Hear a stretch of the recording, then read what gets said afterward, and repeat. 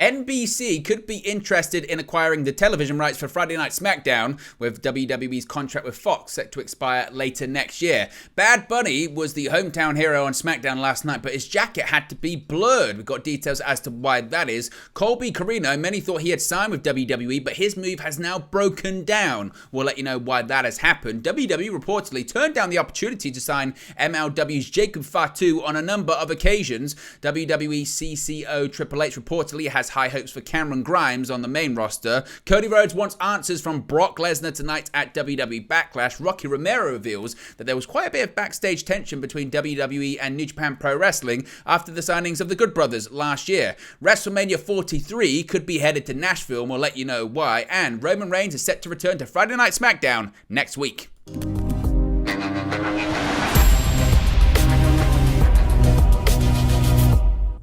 Hey guys, welcome back to Wrest News 365. Hope everyone is doing very well. As always, there are plenty of news stories to get into in the world of world wrestling entertainment. Remember, we will be live tonight for Backlash, a watch-along and a post-show. So be sure to join us later on this evening. Be sure to subscribe, bottom right-hand corner. Click the notification bell. You'll be notified when we go live for both the watch-along and the post-show as well. But let's start off talking about SmackDown. Not last night's episode just yet. Let's talk about the future of the Blue brand when it comes to Fox or possibly another television network. An update has emerged on a potential new home for Friday Night SmackDown amid television rights talks following the sale of World Wrestling Entertainment to Endeavor and the subsequent merger with UFC in this new company set to be completed later this year. SmackDown currently airs every Friday night on Fox in the United States. Monday Night Raw, on the other hand, airs on USA Network, which is owned by NBC Universal. But per Dave Meltzer on Wrestling Observer Radio, it has been indicated that NBC is interested in acquiring television rights for SmackDown. Now, NBC Universal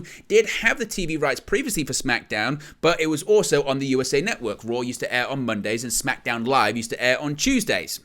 Now, Meltzer has said that there's not or hasn't been any official negotiations as of the time of recording this video, but Meltzer did say, quote, "I know that there was talk of NBC getting SmackDown. There's been no official negotiations, but I have absolutely heard the idea of NBC being interested as far as the idea of getting everything and putting SmackDown on the network. That does make sense. Will they do it? I don't know. They have their own Friday night stuff that's been around for years and years. We'll have to see. That wouldn't surprise me if NBC takes everything and puts SmackDown on." NBC notably, Comcast rather, owns the Peacock streaming service, which is the home of the WWE Network in the United States. So, look, when it comes to a television rights negotiation year, anything and everything is on the table. Will SmackDown stay at Fox? Well, I'll ask you the question. Do you think SmackDown will stay on Fox into 2024? Do you think SmackDown could go to NBC live on Friday nights? What does the Friday night schedule and lineup even look like for NBC currently, and can SmackDown fit into that lineup? Do you think SmackDown, if it doesn't go to NBC and stay on Fox, where do you think it will go? Let me know your thoughts about it all in the comment section below. I know you always will. Let's talk about SmackDown last night, and Bad Bunny's jacket got quite a few people talking for a variety of reasons. If you watch the conclusion of Friday's Puerto Rico edition of SmackDown, you may have noticed Bad Bunny sporting a rather nostalgic jacket featuring WWE's old scratch WWF logo used in the company between 1997 and 2002. However, if you missed the live broadcast and instead caught the highlights posted on WWE's YouTube channel, you would see nothing but a blurred out image and think to yourself, what is that that's being blurred out? While WWE distances itself from its previous name of WWF and its old logo due to a historic legal battle with the World Wildlife Fund for Nature, previously called the World Wildlife Fund, it's actually now called the Worldwide Fund for Nature, WWF, you get my point. They did notably stop censoring the logo out of pre-existing footage as of 2012. For instance, if you go and watch old footage on the WWE Network or on Peacock, you can see the old WWF logo. It's because, per the details of this lawsuit, the argument was made that any old footage doesn't need to be censored if it's being framed as old footage, i.e. if you want to go back and watch it on the network, you don't have to censor it. But if it's for any new material, compilations, DVDs, documentaries, etc., then they have to blur it out, if that makes sense to you. However, as for new footage, as I mentioned, they still must refrain from actively presenting the logo, hence why Bad Bunny's jacket was censored. Despite the decision, WWE themselves would make a rather bizarre inconsistency. As mentioned, they would censor the YouTube highlights of the Bad Bunny segment. However, in the gallery images on WWE.com, The jacket remains uncensored, which can be seen online as well. With Bunny set for his first singles match at Backlash, a new report has revealed the original plans for the global mega superstar were in fact very different. Originally, he was going to be in a tag team match with Rey Mysterio alongside against Dominic Mysterio and Damian Priest. He was actually scheduled to pin Dominic Mysterio. Of course, that's not happening. Instead, we're getting a San Juan street fight. So you can see the picture on the screen there. If anything, I remember seeing it and thinking, wow, I haven't seen that logo in ages. But there you go. Colby Corino, yeah, he was someone that was meant to have already signed with WWE, but the move indeed has broken down. Despite signing a great deal of talent in the latter half of 2022, WWE has yet to make a single signing in 2023, with the company said to be in the middle of an unofficial hiring freeze, according to multiple outlets. While this was obviously affecting WWE bringing in notable free agents this year, what about deals that were agreed prior to this hiring freeze beginning? One such name that seemed nailed on to be signing with the WWE for a while is Colby Corino, son of current WWE trainer Steve Corino, former ECW World Heavyweight Champion Steve Corino. Corino's WWE move was set to be made official as of him finishing up with the NWA, with his contract expiring on January 1st. While it was believed that Corino was signed due to a previous report from Bodyslam.net, it has now been revealed that that was never actually the case. In a new report from Bodyslam, Cassidy Haynes has revealed that Corino's status has actually been revealed, and it seems that he in fact is still currently a free agent. Bodyslam reports that while a contract was indeed offered to Corino, with both parties agreeing the terms on it, the hiring freeze caused this deal to never actually get officially signed. Corino was originally set to report to the WWE Performance Center by March. However, it doesn't look like that's happened. It's now unclear whether he will actually renegotiate with the company, with no new updates on the freeze on new signings ending anytime soon. Now, Corino was announced as the next guest on Matt Coon's new podcast, which likely says something about his free agent status. I'm sure he might talk about it, or at the very least be asked about it. So if we get any more details on that, we'll let you know. But you do have to sympathize with Colby Corino. He thought he was heading to WWE. He became a free agent on January 1st. The terms were agreed in principle of the contract, but he couldn't sign it because of the hiring freeze, and now his deal to WWE has fallen through. So we'll wait and see what happens when it comes to his future. And one name that quite a few people would like to see in WWE, given the whole bloodline-centric storylines going on right now, is Jacob Fatu.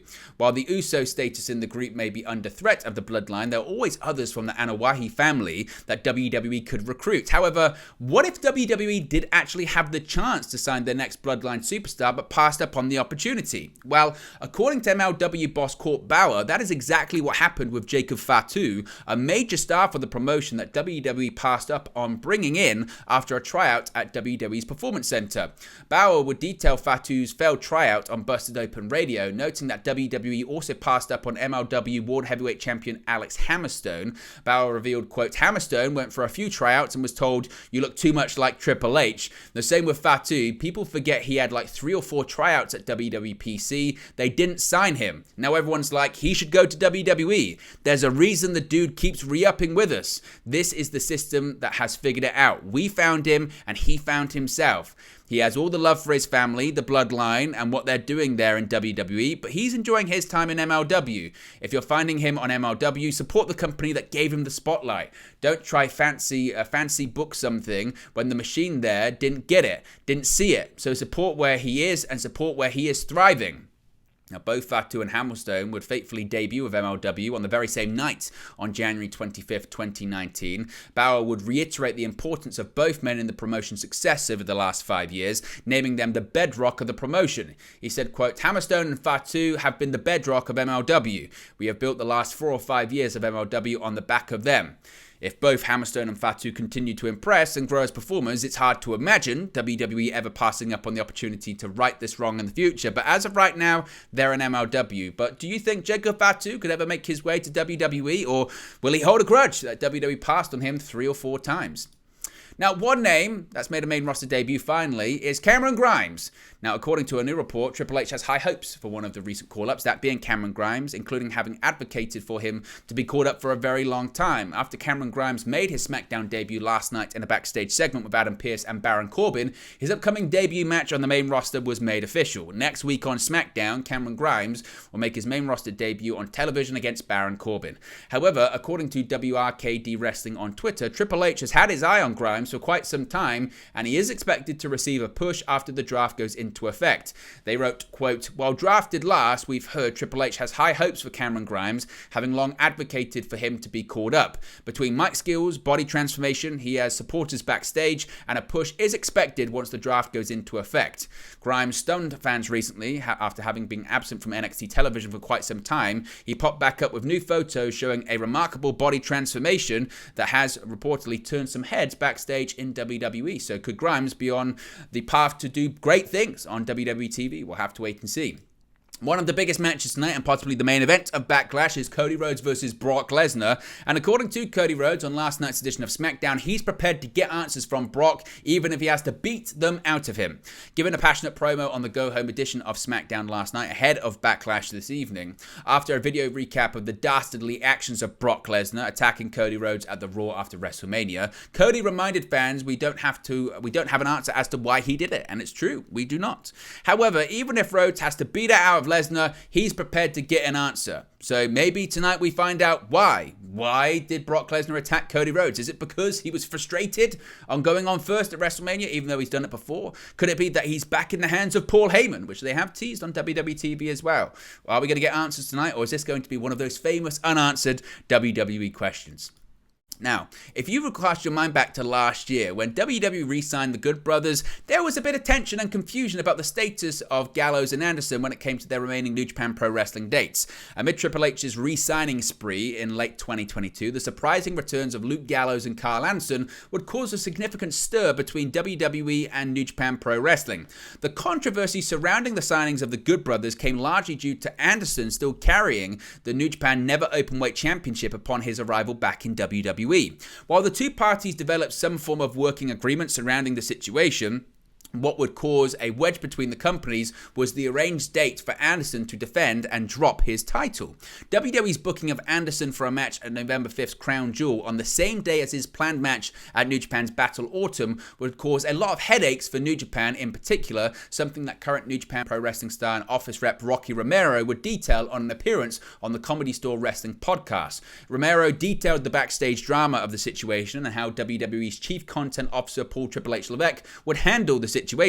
He said, quote, "Yeah, there was definitely a lot of tension, knowing where everyone stood and obviously trying to stay true to our partners at AEW. Obviously, their major competitor is WWE, right? So I'm trying to navigate the waters and stay neutral in some position, also knowing it was important to get the Good Brothers, especially Carl Anderson, back to New Japan so he could defend the title. It was super stressful in the beginning. I had some conversations with some people in WWE I'd never had talks with before, some very important people to get that done, and I gotta say, Triple H was super cool in the whole situation." Anderson, of course, would eventually drop his championship to Tama Tonga at Wrestle Kingdom 17 on January 4th, something that Romero would reveal his appreciation for from both Anderson and Triple H, saying, quote, "He didn't have to do that, and I don't think the Good Brothers had anything in writing that they necessarily had to do that. I think Triple H just kind of respecting what New Japan is and having respect for the culture and having respect for the wrestling business in general was really open to working it out." So, again, it all worked out in the end, but there was some tension there for a little bit. Now, this might be one of the earliest instances that we know where WrestleMania is heading, but it's if you believe a certain person.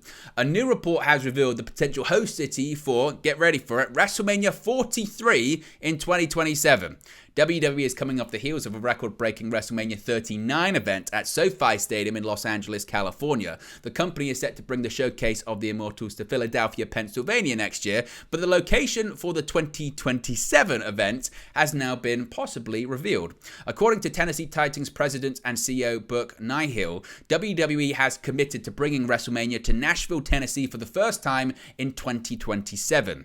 Nihill commented on the commitment for the showcase of the Immortals to come to Nashville while appearing on the May 5th episode of 104.5 The Zone in Music City, discussing the new proposed Tennessee Titans Stadium that is slated to be open in 2026.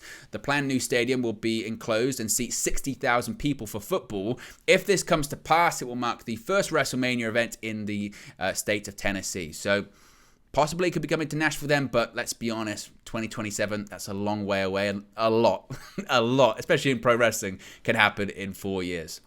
Finally, the Tribal Chief will be gracing us with his presence next week on SmackDown. The undisputed WWE Universal Champion Roman Reigns will be making his return to WWE television next week on the May 12th episode of Friday Night SmackDown on Fox. The appearance will mark Reigns' first appearance since the night after his polarizing victory over Cody Rhodes at WrestleMania 39. Next week's SmackDown will also mark the first episode with the newly drafted rosters in place, including Reigns, who is now exclusive to the SmackDown brand. WWE has started advertising Reigns as part of the upcoming Night of Champions premium live event. Given his possible appearance at the upcoming event, it could be that the next challenger for Reigns' title could emerge next Friday. Night of Champions isn't only the event that is gaining Reigns' attendance in terms of advertising, as the undisputed WWE Universal Champion is now being advertised for July's Money in the Bank event as well. This year's Money in the Bank match won't result in only Reigns being under the gun for the winner of the show's titular contract, given the introduction of the new World Heavyweight Championship for Raw. On his last appearance at the Raw after WrestleMania, Reigns was slated for a tag team match alongside Solo Sikoa against Cody Rhodes and Brock Lesnar. However, before the match could even start, Lesnar attacked Rhodes to close out the show. The attack led to a rivalry forming between Lesnar and Rhodes over the following weeks on Raw. As I mentioned, the two will face off tonight at Backlash, which we will be doing a watch-along and post-show for live, so be sure to join us later on this evening. But there you go, guys. The latest WWE news for you. Be sure to smash the like on the like button. Be sure to subscribe, bottom right-hand corner. Let me know your thoughts in the comment section below, and I'll speak for you again very, very soon. Hey guys, thank you for watching, listening, streaming, or however you come across this video today. Be sure to click on the video on the right there to watch our next video, or click the bottom there to subscribe, or the bottom right hand corner. Thank you very much, and I'll speak to you again very soon.